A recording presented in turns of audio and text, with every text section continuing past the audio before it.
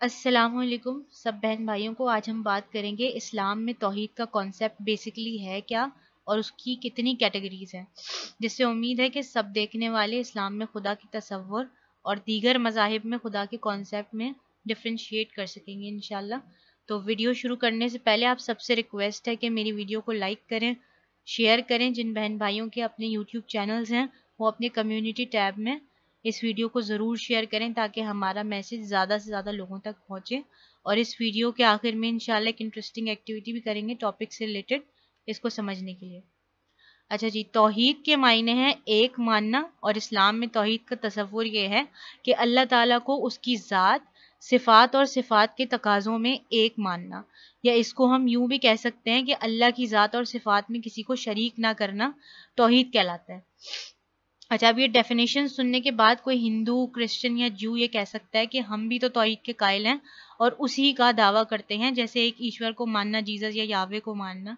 लेकिन इनका ये स्टेटमेंट गलत है, और गलत इसलिए है क्योंकि ये अपने खुदा की ज़ात और सिफ़ात में किसी ना किसी को शरीक करते हैं, अवतार को या अल्लाह के भेजे हुए किसी नबी को। तो इससे हमें ये पता चलता है कि सिर्फ ज़बानी इजहार से कोई भी तौहीद का दावा नहीं कर सकता, चाहे वो कोई मुसलमान ही क्यों ना हो। उसके साथ कुछ चीज़ों पे ईमान लाना भी बहुत ज़रूरी है। और तौहीद की जो है वो 3 कैटेगरीज हैं जिस पे ईमान लाना और उसके मुताबिक अमल करना ज़रूरी है। और वो 3 कैटेगरीज हैं तौहीद रबूबियत, तौहीद उलूहियत और तौहीद अस्मा व सिफ़ात। अब ये 3 कैटेगरीज इस्लाम के अर्ली स्कॉलर्स ने डिफ़ाइन की हैं। कुछ ने 4 भी की हैं, कुछ ने 2 भी की हैं, लेकिन इन तीनों पे सबका इजमा है। तो पहली किस्म की तरफ आ जाते हैं, वो है तौहीद रबूबियत। तौहीद रबूबियत यानी अल्लाह सुब्हानहू तआला को खुदा मान लेना और उसकी वहदानियत का इकरार कर लेना। ये मान लेना कि सारी ताकत उसी के पास है, वो अकेला तख्लीक करता है, और उसको उसके अफ़ाल में एक मानना। ये मानना कि वो हर तरह की तदबीर सोचता है कि कब बारिश बरसानी है, कब सूरज को गुरूब करना है और कब किस बीज से पौधा बनेगा वगैरह। यानी इन शॉर्ट अल्लाह को रब मान लेना कि वो पैदा करता है और वही है जो जान डालता है, वही है जो मेंटेन करता है, और सिर्फ वही है जो मौत देता है। इन सब बातों पर ईमान ले आना तौहीद रबूबियत कहलाता है। अच्छा, तौहीद रबूबियत की मिसाल मैं सूरह रहमान की आयत नंबर 29 से दूंगी, जिसमें अल्लाह ताला ने अपने बारे में फरमाया, कुल्ला यौमिन हुआ फी शान, जिसका तर्जुमा है कि हर रोज़ वो एक शान में है। यानी हर रोज़ कोई ना कोई मामलात देख रहा होता है इस कायनात के या इस दुनिया के। इसी तरह से सूरतुल आराफ की आयत नंबर 54 है, जिसमें अल्लाह ताला फरमाता है कि दर हकीकत तुम्हारा रब अल्लाह ही है जिसने आसमानों और ज़मीन को 6 दिनों में पैदा किया, फिर अपने तख्ते सल्तनत पर जलवा फरमा हुआ, जो रात को दिन पर ढांक देता है और फिर दिन रात के पीछे दौड़ा चला आता है, जिसने सूरज और चांद और तारे पैदा किए, सब उसके फरमान के ताबे हैं। और इस आयत के आखिर में अल्लाह ताला ने ये फरमाया कि अल्लाह ताला तमाम जहानों का मालिक व परवरदिगार है। तो ये भी हमें तौहीद रबूबियत की एक मिसाल मिलती है। अब आ जाते हैं दूसरी कैटेगरी पे, जो कि तौहीद उलूहियत है। अब ज़ाहिर है कि जब अल्लाह ताला को रब मान लिया तो रब की इताअत भी लाजमी है, और जो जो अहकामात उसने दिए हैं उन पर अमल करना भी लाजमी है। और अल्लाह ताला ने सिर्फ़ और सिर्फ अपनी इबादत का हुक्म दिया है, जैसा कि सूरतुल इसरा की आयत में अल्लाह ताला ने फरमाया कि और तेरा परवरदिगार साफ साफ हुक्म दे चुका है कि तुम उसके सिवा किसी और की इबादत ना करना। तो बेसिकली उसको इलाह मान लेना और ये मान लेना कि सारी इबादत सिर्फ उसी के लिए हैं। और इबादत में ज़ाहिर है कि सिर्फ नमाज नहीं आती, बल्कि एक इंसान की ज़िंदगी के जितने भी मामलात हैं, चाहे वो मुआशरती मामलात हों या मुआशी, उसमें अल्लाह ताला के अहकामात को मान के चलना और उसी के मुताबिक अपनी ज़िंदगी गुजारना तौहीद उलूहियत कहलाता है। और उसके अहकामात को मानना ही उसको इलाह मानना है। और अल्लाह ताला ने कुछ अहकामात दिए हैं, उसमें से मैं 1-2 का जिक्र कर देती हूँ एज एन एग्जाम्पल। जैसे अल्लाह ताला ने सूरतुल कौसर की आयत नंबर 2 में फरमाया है, फसल्ली लिरब्बिका वन्हर, बस तुम अपने रब के लिए ही नमाज पढ़ो और कुर्बानी दो। तो इस आयत में अल्लाह ताला ने नमाज और कुर्बानी का हुक्म दिया है। इसी तरह से काफ़ी सारी आयत में अल्लाह ताला ने वालिदैन से उसने सलूक के बारे में हुक्म दिया है।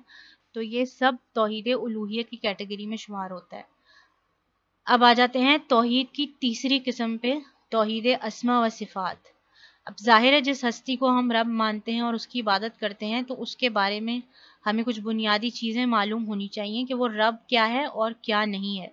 यानी कि अकीदा इस्लाम में अल्लाह के तमाम अस्मा व सिफ़ात उसी तर्ज पर कबूल किए और परखे जाएंगे जैसे अल्लाह ताला ने اور اس کے رسول صلی اللہ علیہ وسلم نے ہمیں بتایا ہے کہ اللہ کو کیا ماننا ہے اور کیسے ماننا ہے. یہ توحید اسماء و صفات کی کیٹیگری ہے.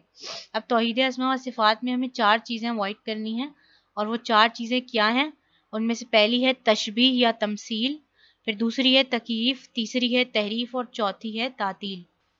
اچھا، جو پہلی کیٹیگری ہے وہ ہے تمثیل، یعنی اللہ تعالیٰ کو کسی مادہ یا غیر مادہ چیز سے تشبیہ نہیں دینی.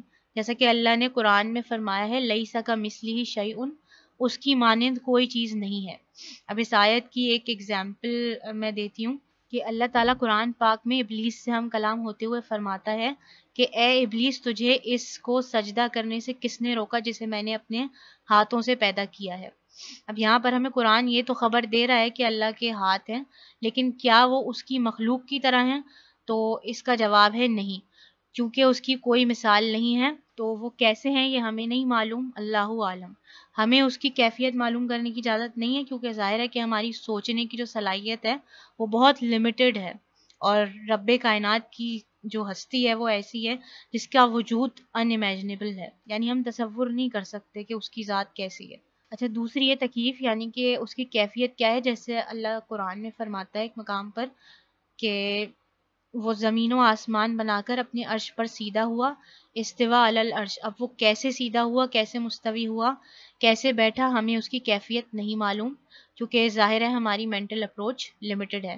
امام مالک رحمہ اللہ اس کے بارے میں فرماتے ہیں کہ اللہ کا عرش پر ہونا معقول ہے، یعنی نون ہے، لیکن اس کی کیفیت کا معلوم ہونا یعنی کہ ہاؤ، یہ مجہول ہے. اس پر ایمان لانا واجب ہے اور اس پر سوال کرنا بدعت ہے. اچھا، تیسری جو چیز ہے وہ ہے تحریف، یعنی کہ خدا کے اسماء و صفات میں کوئی ایڈیشن یا کوئی سبٹریکشن نہیں ہو سکتا، نہ ہوگا. جیسے اللہ تعالیٰ نے قرآن میں اپنا تعارف رب سے کروایا ہے، لیکن اہل کتاب نے اس کو توڑ مڑوڑ کے اب یعنی باپ والی صفات متعارف کروا دی ہیں کہ نعوذ باللہ اللہ سبحانہ تعالیٰ جو ہے وہ فلاں نبی کے یا کسی قوم کے باپ ہیں. تو ہم نے اس کے ناموں کو، اس کی صفات کو ایز اٹ از ماننا ہے، اس میں تحریف نہیں کرنی. اچھا، نمبر 4 ہے تعطیل، یعنی اللہ کے وہ اسماء و صفات جو ہمیں خود اللہ اور اس کے رسول صلی اللہ علیہ وسلم نے بتائے ہیں اس کو ریجیکٹ کر دینا. جیسے کہ اللہ سبحانہ تعالیٰ کے بارے میں آتا ہے کہ وہ الجبار ہے، تو ہم اس بنا پر اللہ کی یہ صفت نہیں مسترد کر سکتے، کیونکہ لفظ جبر کے لغوی معنی ہماری اخلاقیات کے مطابق ظلم میں آتا ہے.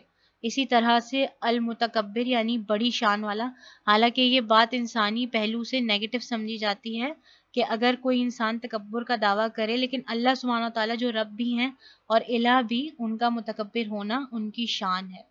اب ایک مشق کر لیتے ہیں تاکہ ہمیں یہ ساری اقسام توحید کی سمجھنے میں آسانی ہو. اس کے لیے میں آپ کے سامنے سورہ فاتحہ کھولوں گی، اور آپ نے کرنا یہ ہے کہ اس کی ہر آیت پڑھ کے اس کا جواب سوچنا ہے کہ کون سی آیت توحید کی کس کیٹیگری سے بلانگ کرتی ہے. مثلا پہلی آیت ہے الحمدللہ رب العالمین، سب تعریفیں اسی کے لیے ہیں جو تمام جہانوں کا پالنے والا ہے. تو اب آپ نے بتانا یہ ہے کہ کیا یہ توحید ربوبیت میں آئے گا، توحید الوہیت میں آئے گا، یا توحید اسماء و صفات میں. اسی طرح سے باقی آیات جو اسکرین پر شو ہو رہی ہیں اس میں بھی سیم ایکسرسائز آپ نے پریکٹس کرنی ہے، اور اپنے جوابات آپ کمنٹس میں بھی مینشن کر سکتے ہیں.